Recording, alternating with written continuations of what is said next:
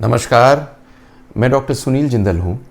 आज आपको एक बहुत सुंदर कहानी सुनाने जा रहा हूँ, एक हमारी पेशेंट की हकीकत। इनकी उम्र 37 इयर्स थी। प्रोफेसर इनके हस्बैंड रहे, ये भी टीचर रहीं।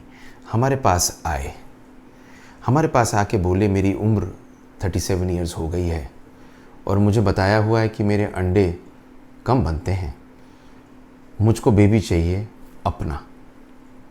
तो हमने इन्हें बताया कि पहली चीज़ तो ये सुन लो कि अगर तुम्हें अपना चाहिए तो अपना ही मिलेगा, मेहनत करनी पड़ेगी, साथ लगो तो करेंगे। इनका हमने टेस्ट ट्यूब बेबी किया, AMH लो था, बहुत कम अंडे बने, फिर भी एम्ब्रियो बने। एम्ब्रियो ट्रांसफ़र किए, प्रेग्नेंट नहीं हुई। वापस आई, बोली डॉक्टर साहब फिर ट्राई कीजिए, होगा, ज़रूर होगा। हमने इनके अगली बार किया, रिकॉम्बिनेंट देके, ब्लास्टोसिस्ट कल्चर करके, और इनके हमने ट्रांसफ़र किए। बहुत कम अंडे बने थे, अंडे कम बनते थे, एम्ब्रियो इनके बहुत अच्छे बने थे, ये प्रेग्नेंट हो गई। जब ये प्रेग्नेंट हुई तो हमने डिस्कवर किया कि इनको एक प्रॉब्लम है थायराइड के अलावा, जिसको बोलते हैं एंटी फॉस्फोलिपिड सिंड्रोम, जिसके अंदर शरीर अपने आप बच्चे को अबॉर्शन करता है। ऐसी कंडीशन में बेबी को 9 महीने ले जाना बड़ा मुश्किल होता है, लेकिन हम लगे और लगने के बाद में और मेहनत की। थ्रू आउट इन्हें लो मॉलिक्यूलर वेट हेपरिन पे रखा और इनके बहुत ही प्यारा बेबी इनके हाथ में आया। ये इतनी खुश हुई कि मैं आपको क्या बताऊं। ये पूरी चीज़ सुनिए इन्हीं की ज़बानी। चेंज किए। मैं गोरखपुर में रहती थी पहले, वहाँ पे भी थोड़े बहुत ट्रीटमेंट लिए, आई गई, नहीं पॉसिबल हुआ। फिर फाइनली मुझे मेरठ आना हो गया। जब मैं मेरठ आई तो मुझे एक हमारे कलीग हैं, उन्होंने बताया कि डॉक्टर अंशु जिंदल की क्लिनिक पे जाओ, वहाँ पे जाओ, वहाँ होता है, मिलेगा। फिर मैं सब कुछ छोड़ के एक होप के साथ सर मैम से जुड़ के अपना सोचा कि चलो यहाँ पे आते हैं, देखते हैं। लेकिन एक यहाँ पे आते ही ना मुझे इस इन्वायरमेंट में एक पॉजिटिविटी फील होती है। बाय गॉड, यहाँ पे जो गणेश भगवान है ना, वो मुझे बहुत हिम्मत दी है। यहाँ के गणेश भगवान ने पॉजिटिविटी, यहाँ बिल्कुल घर जैसा माहौल मुझे लगा। बाय गॉड जो है वही बता रही हूँ मैं। फिर सर मैम के साथ आए, मेरे साथ बहुत सारी दिक्कतें थी। लो AMH था, थायराइड है, BP है, बहुत सारी परेशानियाँ थी मुझे। सर मैम के साथ मैंने 1 साल पूरा अच्छे से ट्रीटमेंट लिया और उसको फॉलो किया। जैसे मैम ने कहा मैंने वैसे वैसे किया। उसको करते करते फिर मेरा IVF साइकिल का टर्म आया। फर्स्ट साइकिल मेरी नहीं हो पाई, फिर भी मैंने होप नहीं छोड़ी। सेकंड साइकिल के लिए मैंने फिर ट्राई किया। फिर मुझे लगा कि मेरा लो AMH तो बहुत कम है।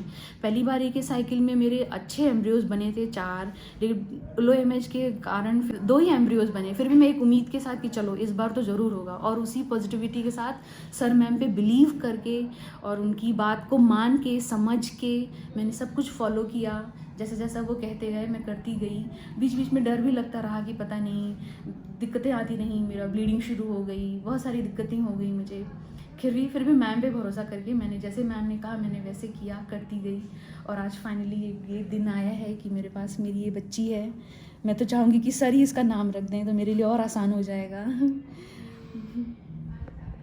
सर हम हस्बैंड वाइफ दोनों बहुत, मेरे पूरा परिवार, एक्चुअली मेरा पूरी फैमिली मेरी इतनी थैंकफुल है ना, मैं क्या बताऊँ। 14 साल बाद किसी की गोद भरना बहुत बड़ी बात। मेरा लो AMH तो था ही। जब मेरी प्रेगनेंसी कंसीव हुई तो मुझे पता चला कि मेरा APTT भी बहुत हाई है, जिसके साथ सर ने मुझे वार्न किया था कि देखो कामना, ये कभी कभी मिसकैरेजेस भी चांसेस बढ़ते हैं इसके साथ, लेकिन होपफुल रहो और ईश्वर देता है और हम कोशिश करेंगे तो इसके साथ भी तुम्हारा पूरा प्रेगनेंसी थ्रू आउट अच्छे से निकल जाएगी। और फाइनली ये हुआ। सर मैम पे भरोसा किया, ईश्वर का आशीर्वाद मिला और आज मेरी ये बिटिया है। इनकी इस हकीकत को सुनने के बाद में आपको 4 चीज़ समझनी है कि आपकी उम्र ज़्यादा हो फिर भी आपको बेबी मिल सकता है। ओवरी अगर अंडे बना रही हो चाहे कम बना रही हो, मेहनत ज़्यादा लगती है, रिज़ल्ट थोड़ा कम होता है, लेकिन आपको उन्हीं अंडों से आपका बेबी मिल सकता है।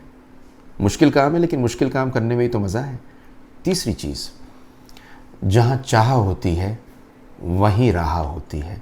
और चौथी बात, कभी कभी ऐसी प्रॉब्लम भी होती है कि बेबी शरीर नहीं रखना चाहता, लेकिन साइंस का हाथ लेके भगवान की मेहरबानी से बेबी होता है। आपको भी अगर प्रॉब्लम है तो एक चीज़ याद रखिए, हमसे मिलिए, संपर्क करिए। We'll try to do everything possible for you.